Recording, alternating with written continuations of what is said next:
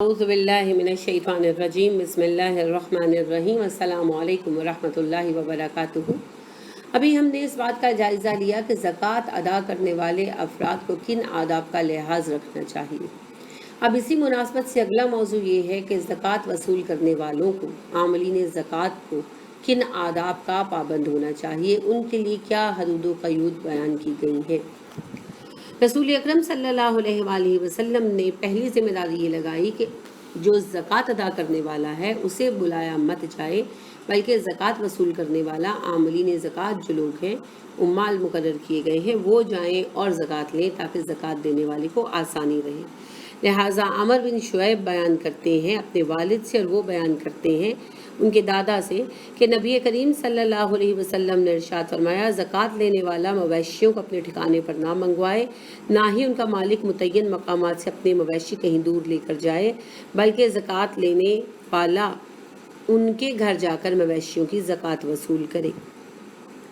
اسے حیات الروات نے بیان کیا، دوسری جلد 251 نمبر، ابو داؤد نے بیان کیا 1406 نمبر، اور احمد نے بیان کیا دوسری جلد میں 216 نمبر ہے۔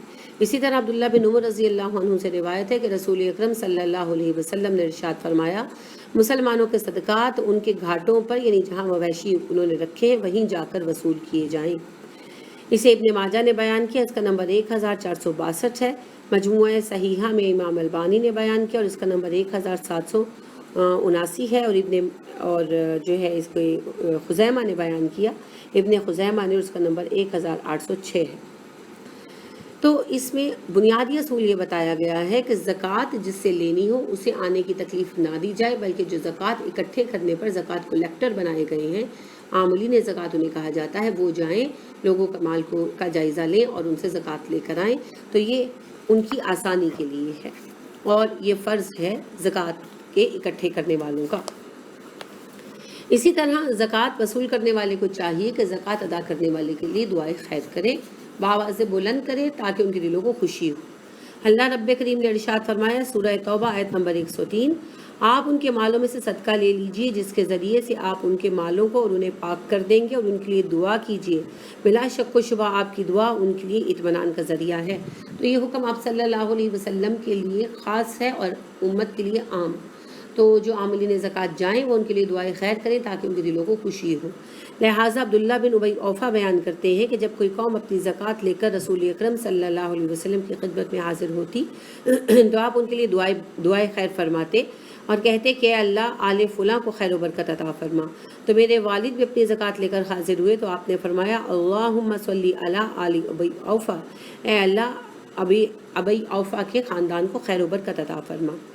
یہ بخاری کی حدیث نمبر 1497 ہے، اور مسلم نے بھی اسے روایت کیا، اس کا نمبر 1078 ہے۔ اگرچہ رسول اکرم صلی اللہ علیہ وسلم کی دعا تو بہت خاص ہو جاتی ہے، لیکن بہرحال عاملین کی زکوٰۃ کی دعا سے بھی زکوٰۃ دینے والوں کو خوشی ہوگی۔ اسی طرح ایک آدمی آپ صلی اللہ علیہ وسلم کے پاس، آپ صلی اللہ علیہ وسلم نے، وائل بن حجر یہ روایت بیان کرتے ہیں کہ آپ صلی اللہ علیہ وسلم نے ایک صاحب کو زکوٰۃ وصول کرنے کے لیے روانہ کیا۔ وہ ایک صاحب کے پاس پہنچے تو انہوں نے ایک کمزور اونٹنی کا بچہ دیا۔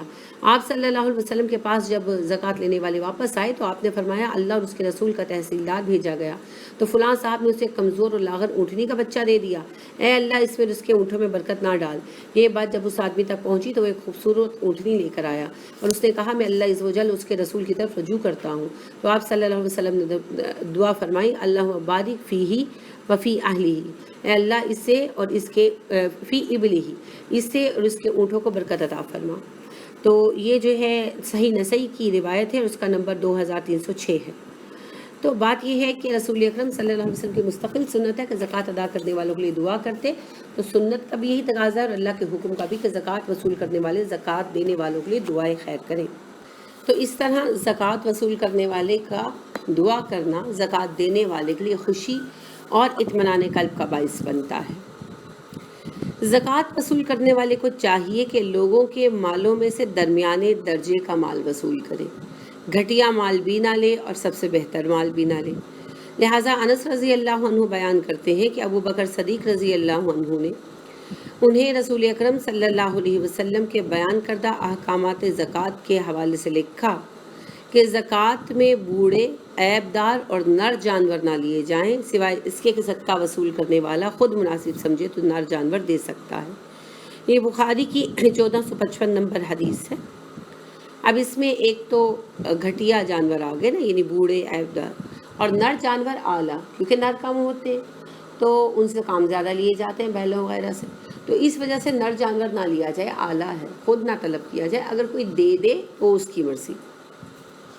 اسی طرح عبداللہ بن عباس رضی اللہ عنہ سے مروی ہے کہ رسول اکرم صلی اللہ علیہ وسلم نے معاذ رضی اللہ عنہ کو یمن کی طرف جب روانہ فرمایا تو نصیحت کی کہ لوگوں کے اچھے مال لینے سے بچنا، مظلوم کی بد دعا سے ڈرنا، کیونکہ اس کے اور اللہ تعالیٰ کے درمیان کوئی رکاوٹ نہیں ہوتی۔ یہ بخاری کی 1496 نمبر کی حدیث ہے، مسلم کی 19 نمبر حدیث ہے، اور ابو داؤد کی 1584 نمبر۔ تو امام بخاری رحمہ نے اس حدیث کو بیان کیا تو اس پر باب قائم کیا، باب زکوٰۃ میں لوگوں کے عمدہ اموال نہ لیے جائیں۔ ٹھیک ہے، تو آپ دیکھیے یہ بخاری میں یہ قبل الحدیث 1458 نمبر جو ہے وہ عنوان ہے۔ اب آپ دیکھیے کہ اس کے بارے میں علماء اس بارے میں متفق ہے کہ جو حدیث میں پہلے کہا اللہ کے رسول صلی اللہ علیہ وسلم کہ اچھے مال نہ لو، اور پھر کہا مظلوم کی بد دعا سے بچو، تو اس میں یہ وارننگ ہے کہ ظلم کی تمام اقسام سے بچنا چاہیے، اور کسی سے اس کی رضا کے خلاف زکوٰۃ میں عمدہ مال لے لینا جو وہ خود نہیں دینا چاہتا، جبکہ درمیانی درجے کا مال موجود ہے، تو جبراً اس سے عمدہ مال لے لینا بھی ظلم ہے، اور اس ظلم کی وجہ سے اللہ کے ہاں پکڑ ہوگی۔ لہٰذا زکوٰۃ لینے والے کو، زکوٰۃ کلیکٹر کو چاہیے کہ وہ لوگوں کے درمیانے مال لے، عمدہ مال مت لے۔ ہاں کوئی خود اپنی مرضی سے دینا چاہے تو اس کی مرضی ہے۔ اسی طرح زکوٰۃ میں تجاوز کرنا بھی گناہ ہے۔ حضرت انس بن مالک رضی اللہ عنہ سے روایت ہے، رسول اکرم صلی اللہ علیہ وسلم نے ارشاد فرمایا، زکوٰۃ میں حد سے تجاوز کرنے والا شخص اس شخص جیسا ہے جو زکوٰۃ کی ادائیگی سے انکار کر دیتا ہے۔ یہ ابن ماجہ کی حدیث ہے، اس کا نمبر 1464 ہے۔ ابو داؤد نے بھی اسے روایت کیا، 1585 نمبر حدیث ہے۔ ترمذی نے روایت کیا، 676 نمبر حدیث ہے۔ تو زکوٰۃ میں تجاوز کرنے سے دو افراد مراد لیے گئے ہیں تجاوز کرنے والے سے۔ ایک علماء کہتے ہیں زکوٰۃ دینے والا جو زکوٰۃ میں تجاوز کرے، یعنی سارا مال اٹھا کر دے دے اور اپنے اہل خانہ وغیرہ کے لیے نہ چھوڑے، اور دوسرا زکوٰۃ کے معاملے میں حد سے تجاوز کرنے والا وہ ہے جو زکوٰۃ وصول کر رہا ہو، وہ لوگوں پر ظلم و زیادتی کرے، ضرورت سے زیادہ زکوٰۃ لے، یا ان کی قیمتی اموال ان سے زکوٰۃ کی مد میں چھین لے، تو یہ حد سے تجاوز کرنا ہے، اور اس کا گناہ ویسا ہی ہے جیسا کہ کسی کا زکوٰۃ دینے سے انکار کرنا جیسا گناہ ہے۔ تو لہٰذا تحصیلدار کو جو مال زکوٰۃ کا اکٹھا کرنے کے لیے معمور کیا گیا ہو، اس کا حق نہیں ہے کہ وہ لوگوں سے ان کے اعلیٰ مال چھینے یا انہیں مجبور کرے کہ اعلیٰ مال دے، درمیانے درجے کا مال دینا بہت ہے۔ حضرت رافع بن خدیج سے روایت ہے کہ رسول اکرم صلی اللہ علیہ وسلم نے فرمایا، جس نے اخلاص کے ساتھ زکوٰۃ وصول کی، اجر و ثواب میں وہ اس شخص کی مانند ہے جو اللہ کے راستے میں جنگ کر رہا ہو جب تک اپنے گھر کی طرف لوٹ نہ آئے۔ یہ ابن ماجہ کی حدیث ہے، اس کا نمبر 1465 ہے۔ تو بات یہ ہے کہ جب ان اصولوں کو مد نظر رکھتے ہوئے ایک بندہ زکوٰۃ اکٹھی کرتا ہے تو اللہ کی راہ میں کام کر رہا ہے۔ تو اللہ کی راہ میں یہ جو ٹیکس اکٹھا ہو رہا ہے، یہ جو ایک فنڈ اکٹھا ہو رہا ہے، یہ ظاہری بات ہے کہ جہاد کی تیاری بھی اسی سے ہوگی، اور مسلمانوں کے مسائل کا حل بھی اسی کے ذریعے ہوگا۔ اسی لیے پھر ایسا کام سر انجام دینے والے کے لیے اللہ رب کریم کے رسول صلی اللہ علیہ وسلم نے جہاد فی سبیل اللہ کا جو ہے نا درجہ بیان فرمایا۔ تو لہٰذا عاملین زکوٰۃ ہونا بڑی اہم بات ہے، اللہ کے ہاں اس کا بڑا مرتبہ ہے۔